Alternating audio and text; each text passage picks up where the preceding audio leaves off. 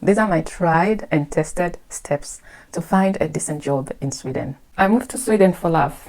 Probably a bit naive, but thank God it turned out to be a rewarding decision. Back in Tanzania, I had a thriving career with years of experience, and I thought, Swedish job market, piece of cake. I pictured myself picking up right where I left off. So I started applying to roles that I had experience in and knew I would be great at. But then the first rejection came. I just brushed it off.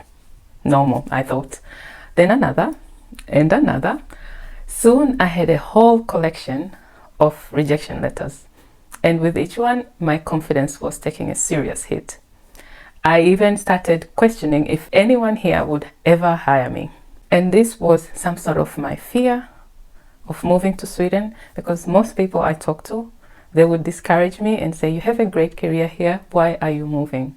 Nobody would recognize your worth in a foreign country. Fast forward today, I have a fulfilling job. But let me tell you, landing a decent role as a skilled foreigner in Sweden, it's like hitting the jackpot. The process can be long, soul-crushing, and not at all what I expected. And it's not just about being an outsider from Tanzania. I've seen it happening to other foreigners from different parts of Europe, the USA, and Asia. But today I am here to share how I managed to turn it around. If you are feeling stuck in Sweden, this video is about to change your life. I think I have cracked the code, and I'm about to give you the steps to get your dream job in Sweden. These steps may seem simple, but trust me, they work.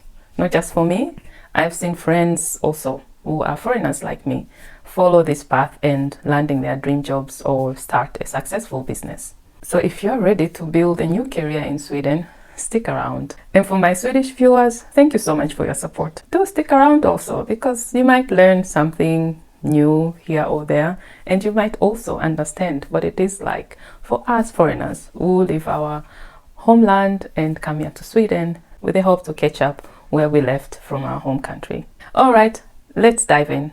So the first step is to check your qualifications if they are recognized in Sweden.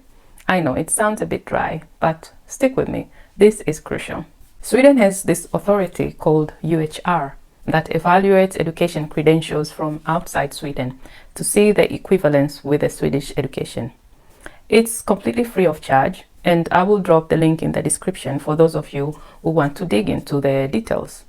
Basically, what they do is they assess your education to see how it measures with the Swedish education. And if you are in a regulated profession like nursing, teaching, or engineering, this step is even more important because you might need to take some supplementary courses. It's all about bridging the gaps, different countries, different rules, right? For example, I have a friend who was a registered nurse back in Ghana. When she got here, she only needed an extra year of studies to qualify instead of the full 3 years she would have needed from scratch.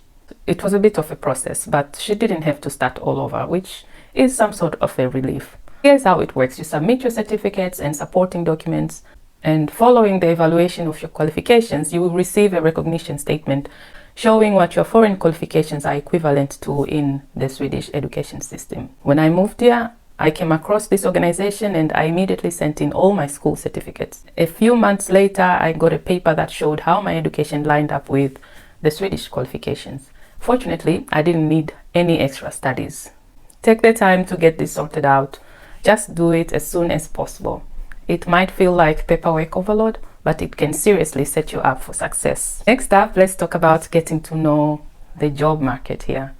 Sweden has some pretty clear-cut areas where there is a high demand, like IT and tech, engineering, healthcare, education, and some certain trades. The trick is figuring out which field you can get into based on your past experience or transferable skills. For example, for me, back in Tanzania, I had a successful career in corporate banking. But once I got to Sweden, I quickly realized that breaking into banking would be almost impossible. It's super competitive, and language plays a big role, especially in customer-facing positions, which are the ones that I was experienced in. So I had to rethink things. And when I looked around, I realized that there were plenty of opportunities in IT and tech. So I decided to pivot to tech because I have an IT background. So I decided to go back to school for a year to brush up on my IT skills, which was such a good decision. And the best part, it didn't cost me a cent because education is free here if you have lived in Sweden for over 2 years. How sweet is that? So the key is to be open-minded and explore fields where your skills can transfer or that you find interesting. Remember, you're starting on a fresh book, so why not give it a try? Don't get stuck to, I'm a doctor, an engineer. Try something else. There are so many opportunities here. You might have to be flexible and make a strategic pivot like I did. If I waited for jobs in banking, I would have probably still be jobless. All right, now let's talk about the third step, going back to school. I know what you're thinking, school again? But hear me out. Going back to school is actually one of the quickest ways of breaking into the job market here. Sweden has some amazing universities, and they are so proud of them, that offer a wide range of degree and diploma programs, and many of them are taught in English. And here's what I have noticed. Having a Swedish institution on your CV makes a big difference. It gives you that extra credibility, and companies seem to trust your qualifications more. I'm saying this from experience because when I added Swedish university to my CV, things changed overnight. I started getting calls for interviews and even landed my first job while I was still working on my thesis. I also know plenty of friends who are foreigners like me. By the time they enrolled themselves and completed an education in a Swedish institution, that's when doors started opening for them. And if you're worried about the time commitment, don't be. Those 2 or 3 years would fly by. A good friend of mine, for example, from Croatia, had a similar experience. She struggled to find a good job at first, but she eventually enrolled in a 3-year program. By the time she was presenting her final year project, she had a job offer lined up. I couldn't be happier for her. So if you have tried everything and nothing is working, seriously, consider going back to school. If there's one thing you're going to take from this video, take this one. It's an investment in yourself, and it can open doors you didn't even know were there. Now on to step 4. You need to make a list of companies that are hiring, and you must start following them online. This is where you do some sort of digital detective work.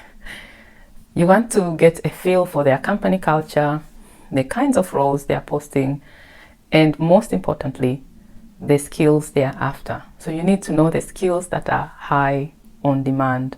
Sometimes job titles can be a little bit misleading. You might see a title you have never heard of, but once you dig into the job description, you realize it's actually pretty close to what you already know. So think about the skills you can transfer from your past roles and see how they match up with what's in demand. When I first got here, I made a list of companies I was interested in. I wrote them down in a spreadsheet, and then honestly, I started stalking them online, mostly on LinkedIn and their official websites. I wanted to see what they were about and how I could fit in as a person, because for me, company culture is very important. And it's amazing how much you can learn by just following a company's updates and seeing how they operate. Plus, it also helps to get a sense of whether you would actually enjoy working there. So right after this video, go grab a notebook or open up a new spreadsheet like I did, list all those companies and start following them. You never know when an opportunity will pop up that's just right for you. Speaking of being online, step 5 is all about LinkedIn. In Sweden, LinkedIn is where the action happens.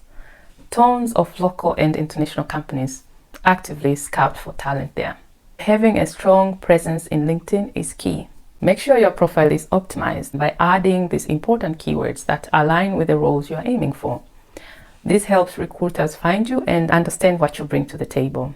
I know LinkedIn can feel a bit daunting at first, but trust me, it's worth the effort. And one of the best things I like about LinkedIn is that you can sign up for job alerts based on specific titles and locations, and they will come straight to your inbox. Plus, if you have updated your skills, LinkedIn will even tell you how well you match a job and which skills you might be missing.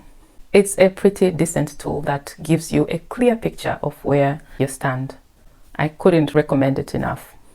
I actually landed a job through LinkedIn with a company I had always admired for their values and culture. And here's the thing, I didn't have any inside connections.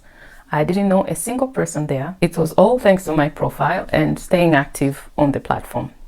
So a question for you, how is your LinkedIn profile looking like today? Is it polished and fully optimized? Have you signed up for job alerts?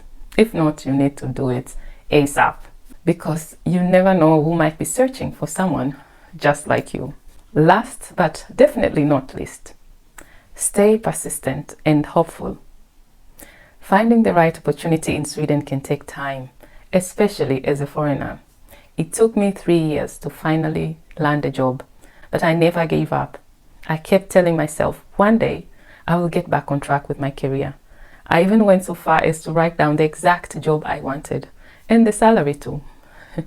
And guess what? It eventually happened. I'm a big believer of what you think is what you achieve. The law of attraction and writing down the things that you want to happen in your life.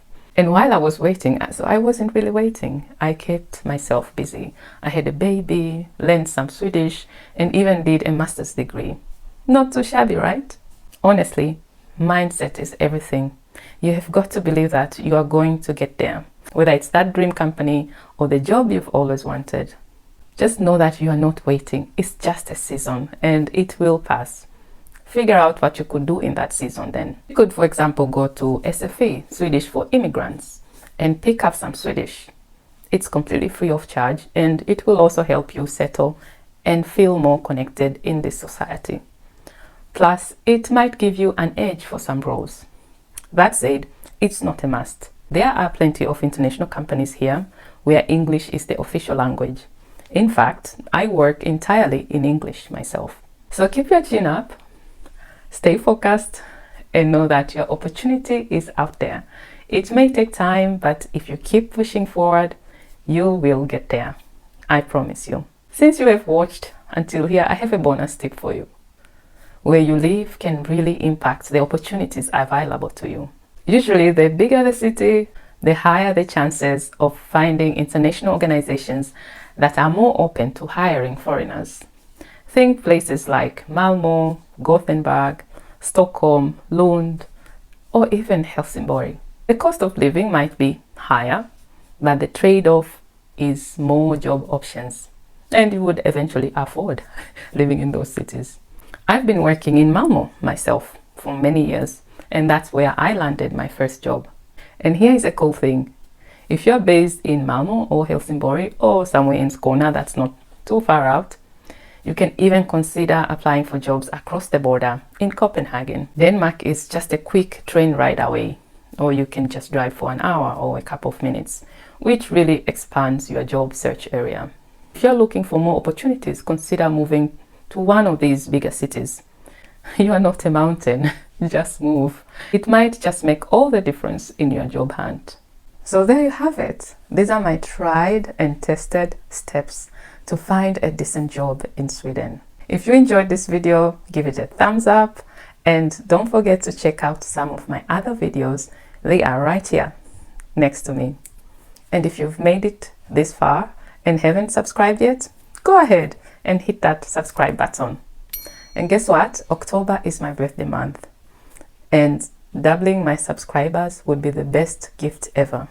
So please just hit that subscribe button. And for those of you who are already subscribed, thank you so much for your support.